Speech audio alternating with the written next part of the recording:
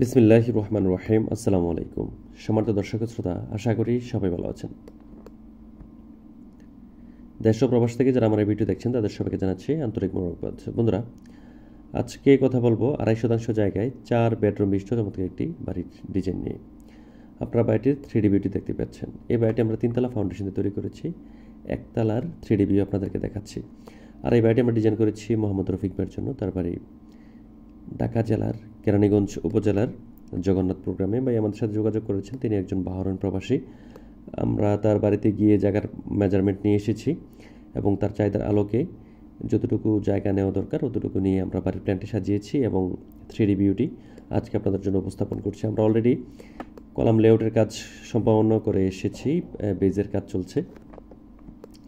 তো এই বাড়িটি ডিটেলস এখন আমি আপনাদেরকে দেখাবো। এটি হচ্ছে 3D ভিউটি ফ্রন্ট সাইড, তারপর হচ্ছে কলামের সেটআপ দেখাবো, রুমের সেটআপগুলো দেখাবো, তারপরে হচ্ছে সর্বশেষ বাড়িটি তৈরি করতে কেমন বাজেট লাগবে তার হিসাব আপনাদেরকে দেখিয়ে দিব। তো ফ্রন্টে আপনারা দেখতে পাচ্ছেন আমরা একটি পোর্টস দিয়ে বাড়িটি সাজিয়েছি। দুপাশে দুটি নান্দনিক ডিজাইনের ব্যতিক্রম ডিজাইনের দুটি ব্যালকনি আমরা এখানে দিয়েছি। উপরে যে প্যারাপেট ওয়াল দিয়েছি এখানে আমরা একটু ডিজাইন রেখেছি যাতে করে বাড়ির আউটলুকটি খুব চমৎকার আসে। সামনে দুটি রাউন্ড শেপের কলাম দিয়েছি আমরা, দিয়ে পোর্টসটি সাজিয়েছি। বন্ধুরা, আপনারা যারা এরকম বাড়ি তৈরি করার স্বপ্ন দেখছেন, বিশেষ করে আমার প্রবাসী ভাইরা যারা হাড়ভাঙ্গা পরিশ্রম করে আমার দেশের অর্থনীতির চাকা এখনও সচল রেখেছেন, তো তারা সারা জীবন কষ্ট করে শেষ জীবনে এসে একটি সুন্দর বাড়ি তৈরি করে বসবাস করতে চান। তো তাদের জন্য আমরা একটি বিশেষ ছাড় দিয়ে থাকি ড্রয়িং ডিজাইনে। তো আপনারা চাইলে আমাদের সাথে যোগাযোগ করে আপনার স্বপ্নের বাড়ির ড্রয়িং ডিজাইনটি আমাদেরকে দিয়ে করিয়ে নিতে পারেন। তো বন্ধুরা, এখন আমরা চলে যাব হচ্ছে বাড়িটির ফ্লোর প্ল্যানে। তো এটি হচ্ছে বাড়িটির ফ্লোর প্ল্যান। তো শুরুতে আমরা দেখে নিব হচ্ছে জায়গার দৈর্ঘ্য এবং প্রস্থ। জায়গার দৈর্ঘ্য হচ্ছে 36 ফিট, প্রস্থ হচ্ছে 30 ফিট 6 ইঞ্চি। তো এইখানে টোটাল জায়গার পরিমাণ হয় 36 feet into 30 feet 6, 1098 square feet, অর্থাৎ 1100 স্কোয়ার ফিট। শতাংশে কনভার্ট করলে 2.5 শতাংশ জায়গার প্রয়োজন পড়বে এই বাড়িটি তৈরি করতে।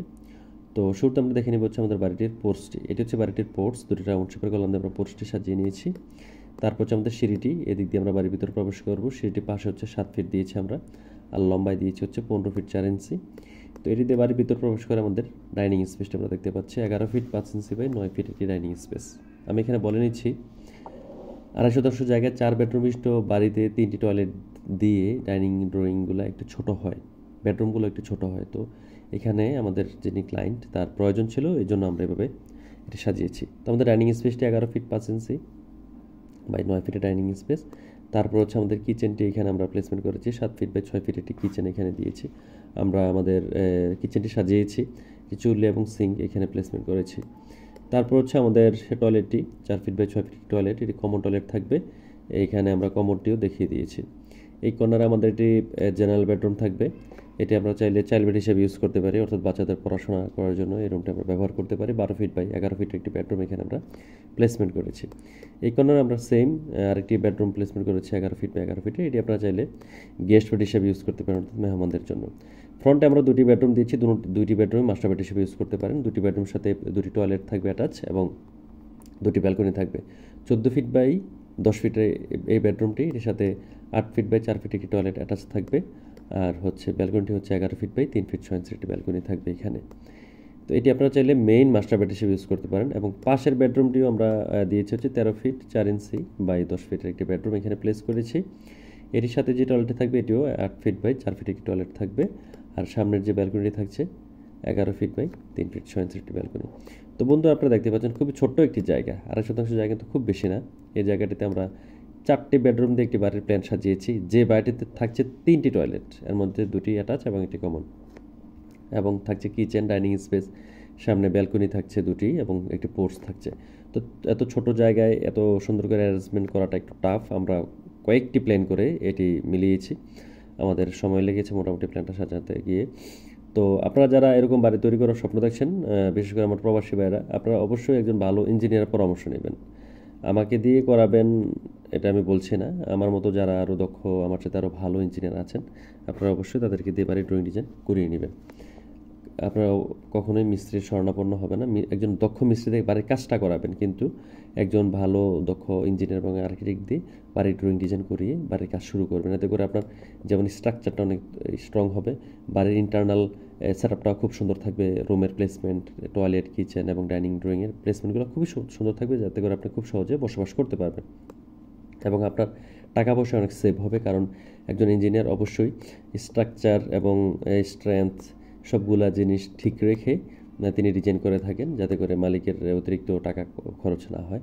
আরেকজন মিস্ত্রি সে যতটুকু কাজ জানে ওটার আলোকে সবগুলা কমনভাবে করার চেষ্টা করে, যাতে করে আপনাদের অনেক ক্ষতি হয়ে যায়, হয় বিল্ডিং দুর্বল হয়ে যায় স্ট্রাকচার, অথবা অতিরিক্ত ম্যাটেরিয়ালস লাগানোর ফলে আপনার আর্থিকভাবে আপনাকে দুর্বল করে ফেলে।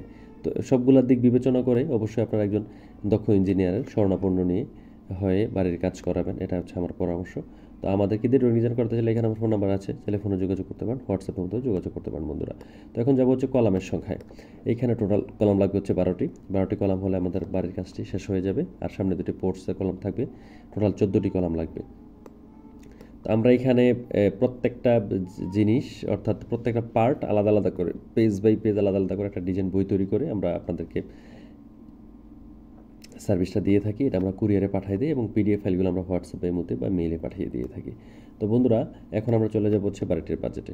তো আপনারা যদি এই নান্দনিক ডিজাইনের বাড়িটি তৈরি করতে চান, রফিক ভাই আমাদের যিনি ক্লায়েন্ট, সম্মানিত ক্লায়েন্ট, তিনি এই বাড়িটি 3তলা ফাউন্ডেশন দিয়ে আপাতত 1তলা কমপ্লিট করবেন। যেহেতু তার বাড়ি ঢাকার আশেপাশে, তিনি অবশ্যই ভাড়া দিতে পারবেন। তো আপনারা যারা এরকম বাড়ি তৈরি করবেন তারা অবশ্যই চিন্তা ভাবনা করে ফাউন্ডেশনটা দেবেন, কারণ গ্রামে অনেকে বাড়ি তৈরি করেন 3তলা ফাউন্ডেশন দিয়ে বসেন, কিন্তু আদতে তার 3তলা ফাউন্ডেশনের কোনো প্রয়োজন পড়ে না, যাতে করে তার ফাউন্ডেশনে অনেকগুলো টাকা খরচ হয়ে যায়। তো এই ভুলটা কেউ করবেন না। 1তলা প্রয়োজন হলে অবশ্যই 1তলাই করবেন, 2তলা প্রয়োজন হলে 2তলা করবেন, 3তলা লাগলে 3তলা করবেন, কিন্তু বেশি করবেন না। বেশি করলে আপনার টাকা বেশি খরচ হবে। তো এই বাড়িটি যদি আপনারা 3তলা ফাউন্ডেশন 1তলা কমপ্লিট করতে চান, তাহলে আপনাদের প্রায় খরচ হবে 24 থেকে 25 লক্ষ টাকা। আর যদি আপনারা একটু সিম্পলের মধ্যে করেন, তাহলে 22-23 লক্ষ টাকার মধ্যেও করা সম্ভব। তো বন্ধুরা, আল্লাহ আপনাদেরকে সুস্থ এবং নিরাপদ রাখুন, আর আপনাদের মনের যে স্বপ্ন, যে বাসনা, এটা আল্লাহ পূরণ করুক, এই দোয়া করছি, প্রত্যাশায়। আল্লাহ হাফেজ, আসসালামু আলাইকুম।